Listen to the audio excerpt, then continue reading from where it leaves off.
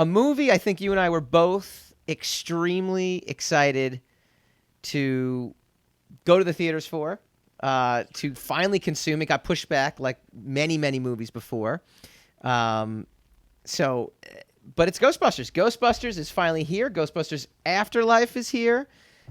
We get to finally dive into what I would say chronologically would be the third Ghostbusters movie within that canon, because the Ghostbusters reboot was exactly that, as a reboot, so it's outside of the canon of the original Ghostbusters. This is technically the third Ghostbusters movie. Right. Technically, yes. Directed by Jason Reitman, son of Ivan Reitman, who directed the first film. And he co-wrote the film as well, too. And we get to kind of finally, answer the question of, is there an afterlife for the Ghostbusters franchise? And it starts with this. So do you want to go first? Do you want to go first with your reaction on the film, or should I go first with mine? No. Let's hear what you have to say about it. You went to see it. When did you go see it? I saw it Tuesday. You saw it Tuesday. Which, by the way, Tuesday. I got to tell you, my Stubbs membership used to give me discounts on Tuesdays, which is why I specifically picked Tuesday this week. Stop making this about you. We're talking about the film, sir. Okay. Well, I'm telling you about my film experience. Yeah, but you're about to whine about my film experience is I paid full price on a Tuesday, and I don't know why I was. But that's you, man. The kids don't want to hear about inflation. The kids want to hear about the film. Talk about the film. Yeah. Okay. So I'm going to use a sports analogy for it, right? Because this show is, for anybody who love the sports analogy. Well, for anybody who's late to the program, this show is sports radio for nerds. That's how I always fashioned it. The rando sports analogy. It is. No. Well, it is sports radio for nerds. And so I'm always happy to talk and use analogies to describe my reactions. So this film, if it was like a football game and you were rooting for the team to win, like it was your home team, it wasn't pretty. It wasn't a perfect game, but they managed to pull out the W at the end. Now, be careful, spoilers. We are going to spoil this. This is a movie that I don't know how we talk about it and not spoil it in some sense, because of just how epic the end of the film was, at least from my perspective. I don't know how I can talk about this without giving away enough that the surprise of the end might elude people who are trying to not learn that. But you're waffling. Well, just come on, just say it. Just go. I'm saying go. I'm going to do my best, but I'm warning people right now. I'm just start warning doing. People. That's all. I know, but they don't need a warning. Start doing. They've been with the show long enough. Do. So this is the way I look at it. I at first, the opening sequence where we clearly see Egon, even though obviously the actor who played him, Harold Ramis had passed away many, many years ago, and so having him there would have been very difficult to do. But they do a nice job. They molded it really well, and what I mean by that is there was a season of X-Files, if anybody was a big X-Files fan, where David Duchovny decided he did not want to... Too much insight. We get it. They did a good job of making a person who's no longer alive again. We'll call that, from now on, we'll call that the Carrie Fisher. No, I like the Mulder version. No, they did it better with Carrie Fisher. Mulder wasn't dead. No, Mulder wasn't dead. It's a bad analogy. It's a very bad analogy. It's not an apples to apples. I will give you that. It's not an apples to apples analogy. But, however, Carrie Fisher was not in The Rise of Skywalker, yet she seemed like she was in The Rise of Skywalker. See? That is a more apt analogy for people who are trying to figure things out. Because they use previous footage. So in this particular case, what they did was they actually had a stand-in actor playing Egon. So you would see him, and you would know it's Egon, but, again, doesn't say anything, just kind of looks like him. They used a stand-in for Carrie Fisher a couple of times for her to, get up on the bed or to hand things over to other people, stuff like that. You're taking this way too far. Anyway, all right. The bottom line is they had Egon. You liked how they incorporated Egon. I loved it. I loved the beginning. I thought, wow, this is really exciting and interesting. Throughout much of the film, however, I felt it was very clunky.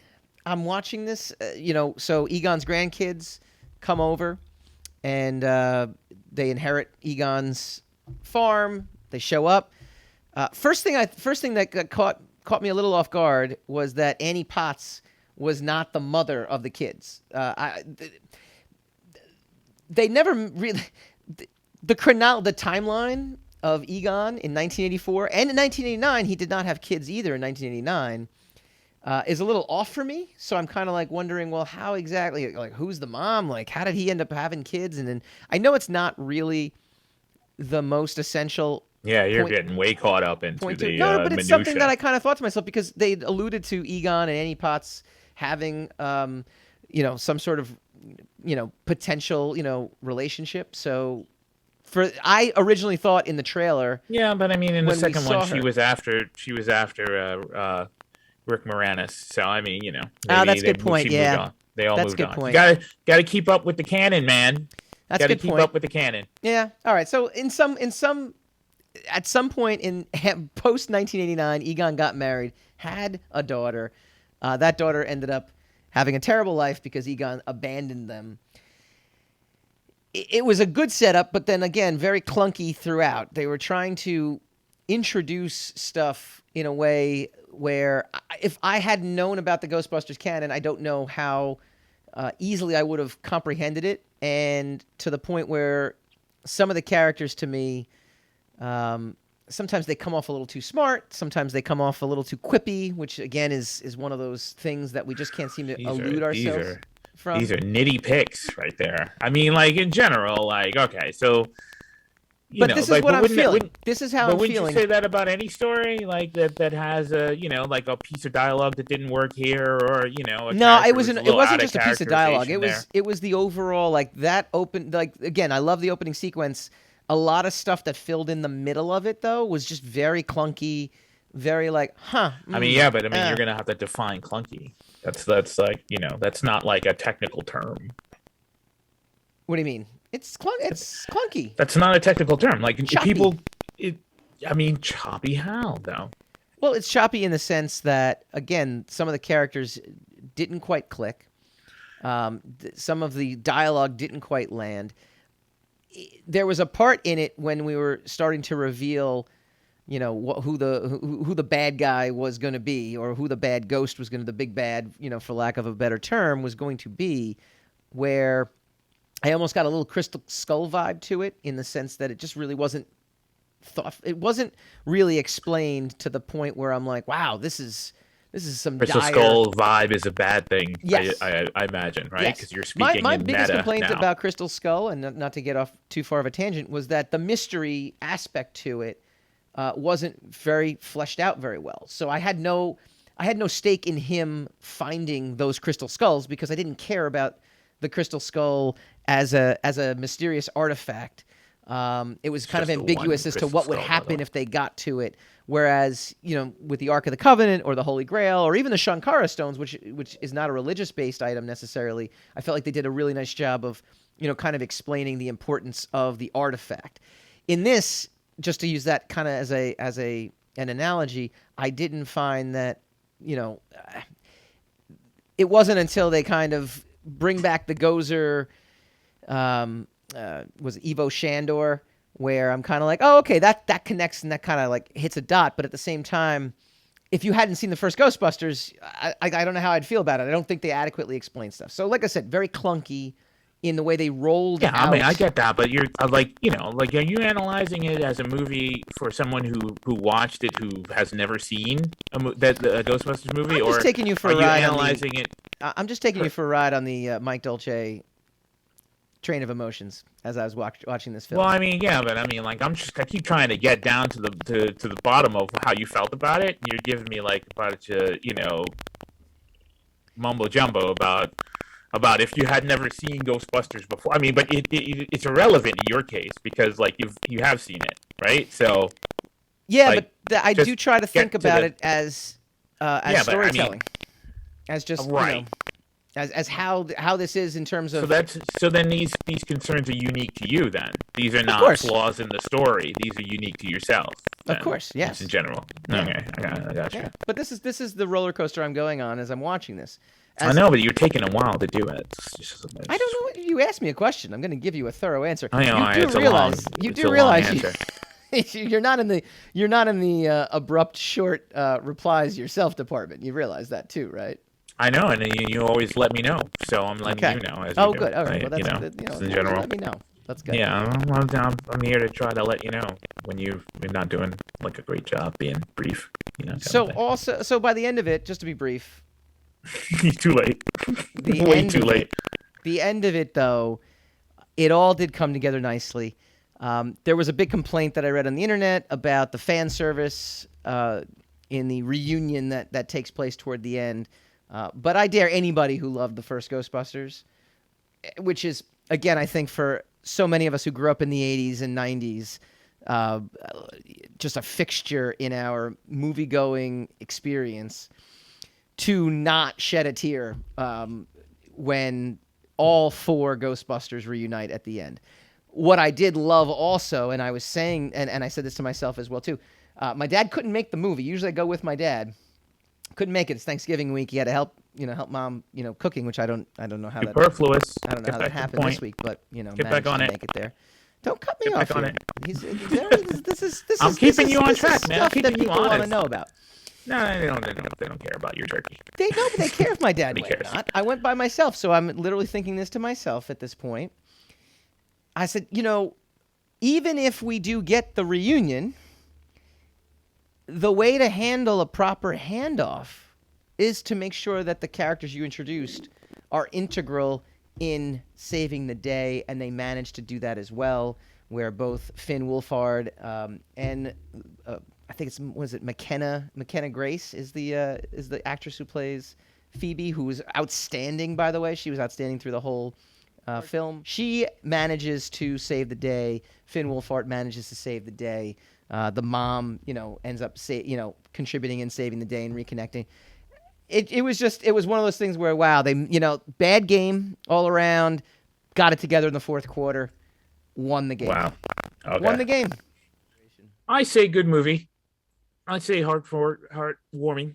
I say not endgame, but it doesn't have to be. I don't like to compliment sandwich something. Whereas I say I really liked it. It wasn't Star Wars, but I liked it. Like, no. If you like it, you like it. If you didn't like it, you didn't like it. That's all. It's real simple. Really simple. Yeah, so this is what I would sit there and tell you. The ending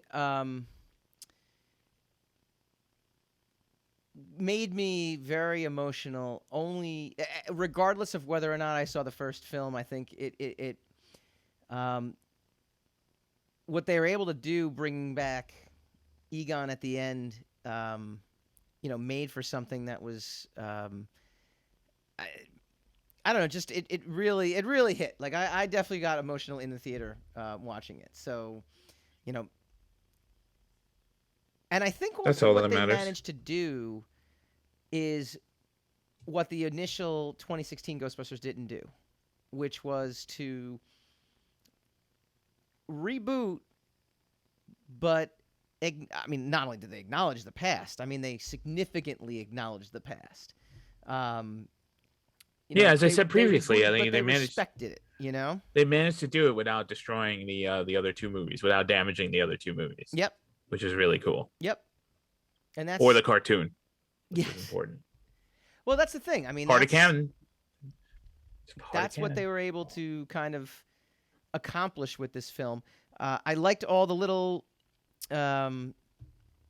Easter eggs kind of thrown in there. I love the fact that in the temple, Egon had built what essentially was a crossing of the streams in the temple to keep Gozer at bay. There was little things that just made a lot of sense when they and that's the thing. Like some of those situations where you watch and you're like, I figured it out right away. It's like, oh, all right, that's he set that up, and that the entire farm is a big trap. He set that up. That's why it didn't work in the very beginning, and then that he ended up, unfortunately, passing away. Right. So yeah, look, like I said, I liked it. I thought it was a solid film. I'll compliment sandwich it for you because that's what the internet loves to do. Yeah. It was not Shakespeare, but it was a good film. Yeah. So that's all that matters. No, I'm me. with you as well. All right, what do you guys think? I know we got a lot of cool chats going on in the Facebook chat before we had to shut it down and bring it back up again.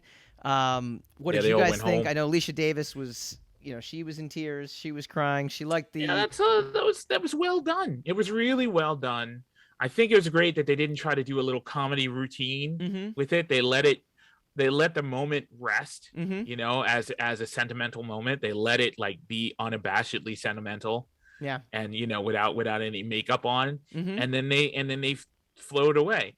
If you're going to talk about clunky, I don't know about the For Harold stamp in the middle of the film.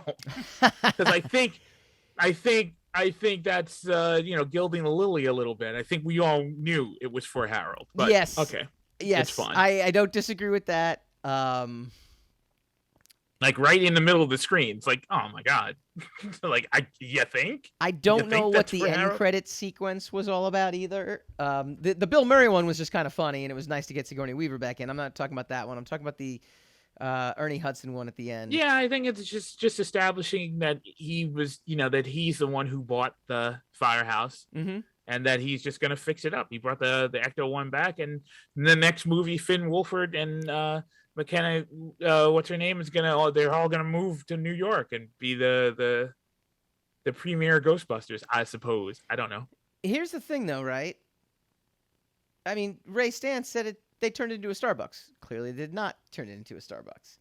Yeah, but I mean, maybe he was being sarcastic. Maybe it's little things like that. The chronology of when Egon actually had. I mean, she must have had those kids like really super young. Just little things like that. That it's been 30 years. So I mean, to acknowledge that she was probably in her late 30s to maybe. Well, she couldn't. On the that's edge my point. She couldn't be. She couldn't be late 30s. She had to be 30 essentially, because again, if we're going by the canon. In the second Ghostbusters, he hadn't had kids at that point. He hadn't even met anybody at that point in 1989. So you figure she's born 91. So she had to be technically like 32, 30 even. Okay. Why is that a problem? Just saying. It's, it's a question of when all this stuff kind of went down. I hope it all adds up. I don't think it quite added all up, but... That's only you put. I mean, he could have gotten into a relationship and had a kid 2 months after 1984. And then that puts all your concerns to rest right there. So then, what's the problem? They could have been divorced. Yes. By the time the second movie came out, 1988. Alicia Davis says he didn't have kids that we know of. I don't quite fashion the Spangler man. Well, all right. I mean, nitpick it to death. It's fine. Anyway, I mean, like, is this really a thing that's sticking in your craw?